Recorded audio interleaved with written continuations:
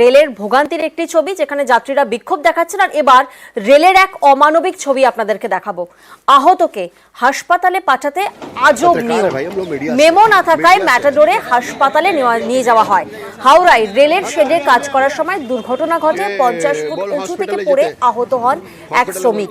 আর তারপর হাসপাতালে নিয়ে যেতে দীর্ঘ টানাপোড়েন। মেমো ছিল না, মেমো না থাকায় অ্যাম্বুলেন্স থেকে নামিয়ে দেওয়া হয়, ম্যাটাডোরে করে নিয়ে যাওয়া হয় সেই আহত শ্রমিককে। এক অমানবিক ছবি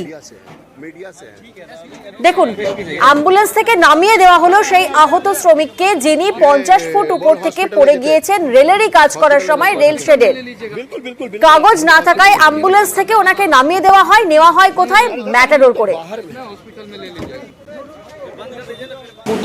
পিকচার আনতে গেলো তো, পিকচার আনতে সামনে ফাইবার সিট ছিল, ওই ফাইবার সিটে বেগুলো হয়তো পা দিয়ে দিয়েছে, ওই ফাইবার সিট ভেঙে নিচে পড়ে গেছে।